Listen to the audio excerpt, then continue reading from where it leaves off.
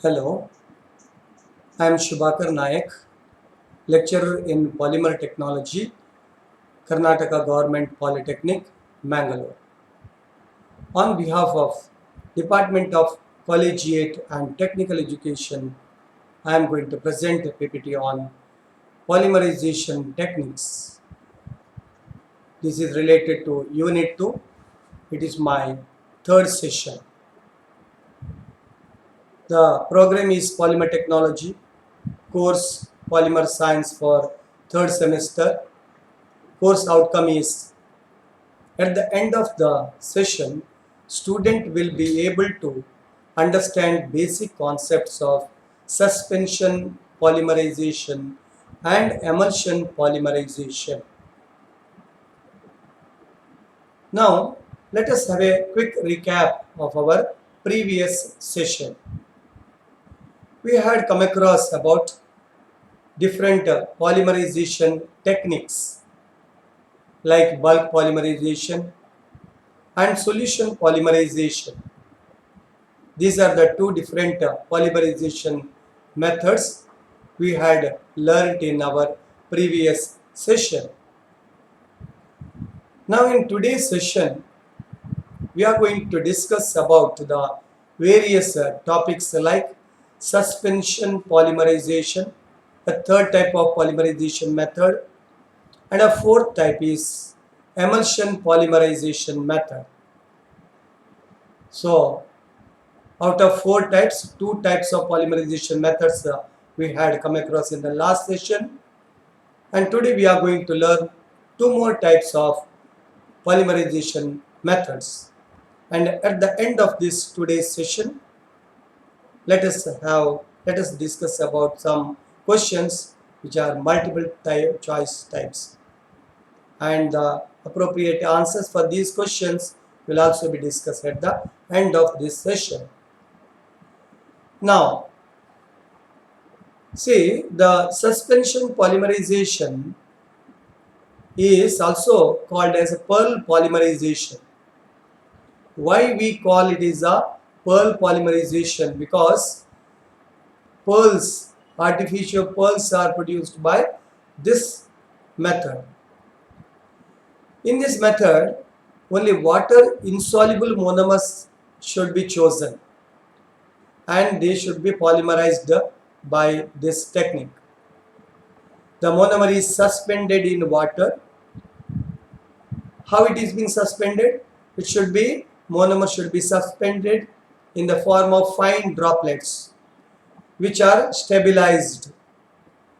So each droplet, when it is made to fall on water in the form of suspension, each droplet should not mix up together. In order to prevent the coalescing by using suitable water soluble protective colloids, we can avoid. The water soluble protective colloids and surface active agents are introduced. In the meantime, it should be stirred. How we conduct? In a reaction vessel, polymerization reaction vessel, we have to take a certain quantity of water. Water insoluble monomer should be charged into it in the form of fine droplets.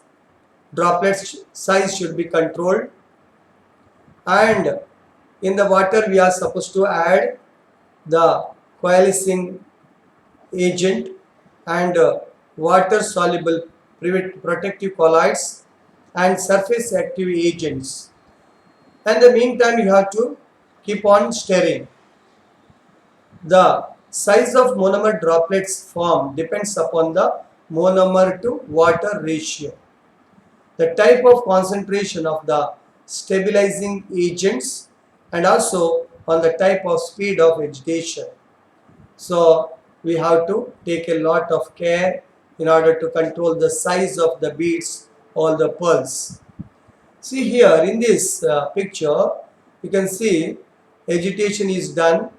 This is a container in which yes, certain quantity of the water and the monomer which is in the form of fine droplets shown here. These are the monomer droplets, and this is the water which is taken in. And each droplet, let us have an enlarged view of it. See, this is a enlarged view of which in this the large monomer droplets will be protected by the protective colloid. See, this protective colloid will make a say cover. It will cover entire droplet so that this will remain as a different one from the other. If in the absence of this protective colloid, this may together join and make form a bigger droplet. In order to control the size of this, the concentration of this protective colloid is also very important. This shown here is a initiator. This initiator will initiate this particular monomer and it will polymerize here. Similarly, here another droplet. This is also going to polymerize and maybe more. It is going to give a bigger droplet. The RPM, revolutions per minute, of this agitator may be approximately 1500 RPM. So the suspended droplets will be remain as separate identity and they polymerize and the bead like product or pearl like product is going to form. The water insoluble monomer is suspended in water as a several tiny droplets by continuous agitation. The droplets are prevented from sticking each other by use of small amount of water-soluble polymers such as the polyvinyl alcohol or even colloids can also be used. Initiators used are soluble in monomer. Each monomer droplets containing dissolved initiator is like in effect in the method of bulk polymerization. The reaction mass is heated to initiate the polymerization because the initiator needs certain heat. After getting heated up to certain temperature, then only it will react. It will form a homolytic decomposition. Free radicals are going to form. These free radicals will take part in the polymerization process.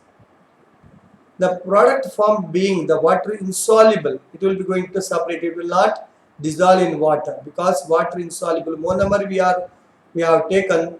Hence, the product will also be water insoluble. This product is to be separated by filtration method so that all beads can be separated. They are isolated by the filtration method, which is the easy type 1, and by washing we can purify these beads.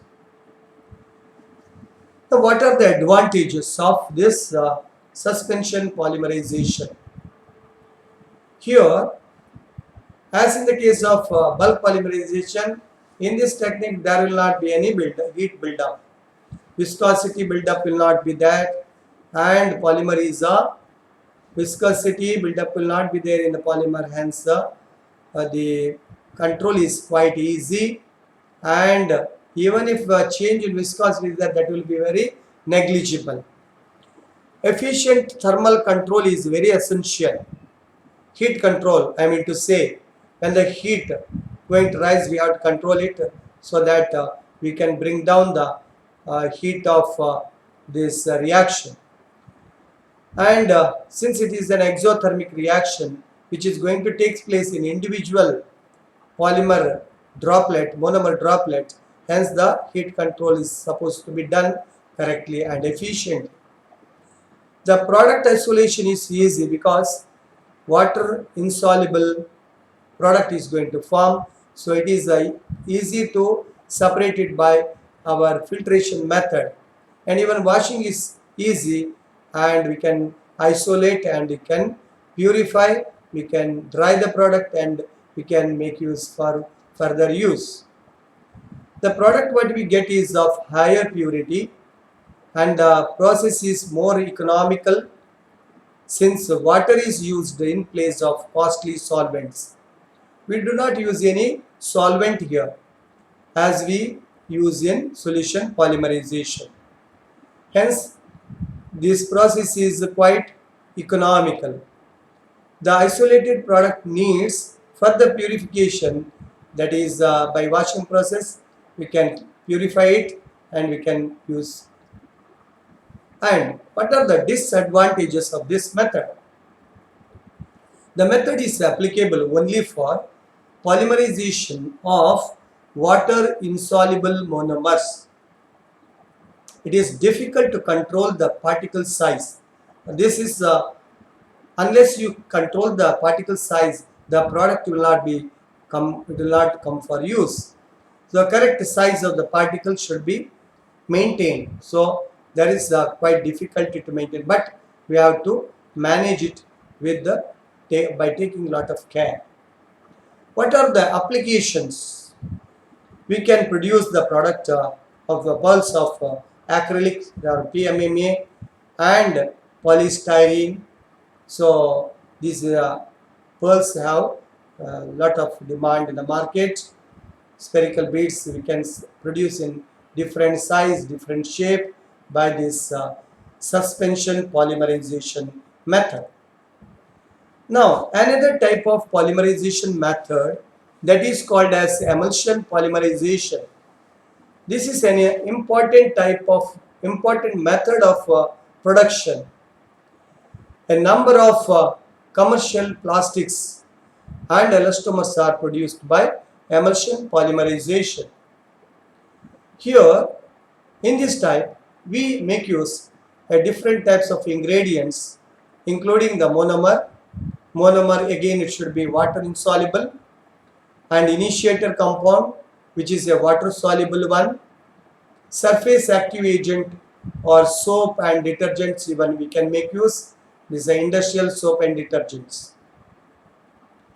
So what we use for this process is a monomer, which is a water insoluble one, initiator, which is a water soluble one, and surface active agent, that is industrial soap and detergents. The water insoluble monomer is dispersed in water in a reaction vessel. How it should be dispersed? Monomer should be dispersed in the form of discrete droplets, but as a uniform emulsion. Emulsion is stabilized by adding surface active agent. After adding the initiator, the system is kept under agitation in the absence of oxygen at 70 degrees Celsius. In this picture, you can see the emulsion bath. Addition of ingredients is done and free radical initiator is added, and the monomer droplets are allowed to form here. Monomer molecules are there. This is the which is the emulsion form, it is there, you can see here, and the surfactant which is added, so which is having the hydrophilic end and the hydrophobic end. So this again in enlarged view you can see here, each 5 discrete droplet is having a number of monomer molecules, shaded portion monomer molecule. This is surrounded by surfactants, and a small such molecules, a group of monomeric units you can see over here, and each one the enlarged view is shown here. And monomer inside the micelle. Micelle is nothing but surrounded by the surfactant molecules. So this is a monomer with the surfactants covered with it, in which there is a initiator, free radical initiator also present, so that the initiator from the outside will come and it can entrap into it, and it will polymerize this. As the polymerization proceeds, in each group, you can see a number of macromolecules which have been formed. So these are all very in discrete form, very fine form. Hence, the emulsion type of the product we are going to get. Surfactant is normally a soap or detergent which is having hydrophilic head and hydrophobic tail. So water from outside will not enter into the monomer, which is formed as a discrete droplet. A very low concentration, it get dispersed. When concentration of the surfactant exceeds critical micelle concentration, then the the ideal is the aggregation of 50 to 100 molecules of the soap molecule will have. The initiator of micelle has a hydrocarbon environment. The monomer remains in the aqueous phase. Some of it is dissolved in each micelle, and say in this diagram you can see the surfactant molecules are migrating. It is going to cover up the discrete molecule group monomer units, and it is forming as a molecule. Aggregated molecule is shown here. Now the free radicals diffuse through the aqueous phase, penetrate into the micelle and initiate the polymerization in each micelle. The polymer growth inside the micelle causes its swelling, and little bit heat is going to develop because the polymerization proceeds. This is like in the bulk polymerization, but it is quite different. Here the monomer which is available for polymerization is a very less in numbers. In each find discrete molecule.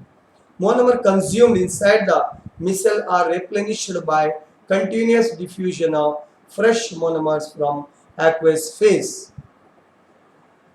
The polymer growth continues until growing chain couples with the radical and get terminated. So now at this stage is the final stage, and the growth of polymer will be going to arrest and no further growth because the availability of the monomer will not be there further. What are the advantages? This is a easy heat control method. In this agitation is quite simple, easy, and heat control is also very easy. The rate of polymerization is a high. A high molecular weight polymer is obtained due to continuous supply of monomer. Molecular weight control is possible. Now, what are the disadvantages of this emulsion polymerization? Polymer needs additional cleanup and purification. It is difficult to remove entrapped coagulants, emulsifiers, etc. The method requires rapid agitation in order to uniformly move the mass from one place to another, so that uniform heat distribution will be there. So particle size control, all these will be there. Applications: for the manufacture of PVC, polyvinyl acetate, synthetic elastomers, and many high molecular polymers are produced by this emulsion polymerization technique. Now, before we end up this session, let us have a quick look of multiple choice questions. Question number 1. Suspension polymerization is also known as dash. In this technique, we produce beads, in other words, pearls. So the correct answer to this question is pearl The suspension polymerization is also known as pearl polymerization. Suspension polymerization occurs in dash system. It conducted in heterogeneous system, not homogeneous or water or oil. Heterogeneous system, the suspension polymerization is conducted. Question number 3.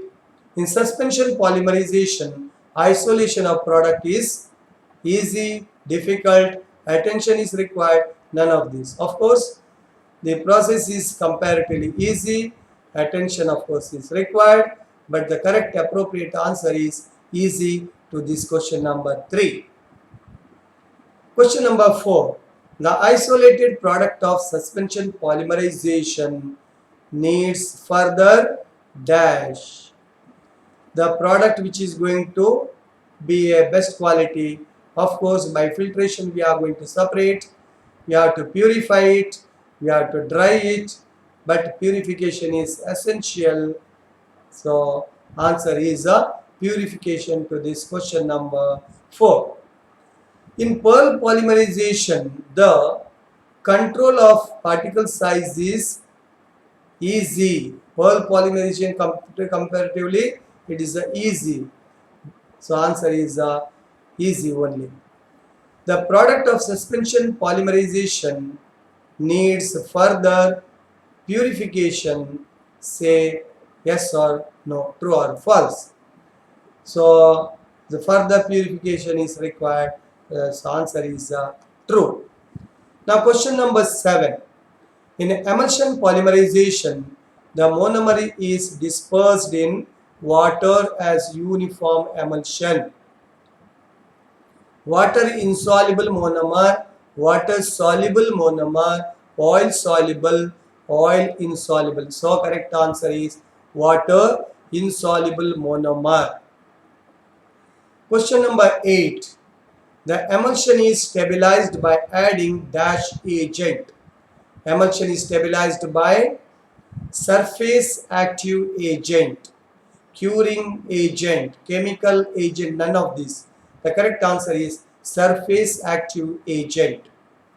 Soap or detergent, the surfactant is normally known as a soap or detergent. Soap and water, water and detergent, none of this.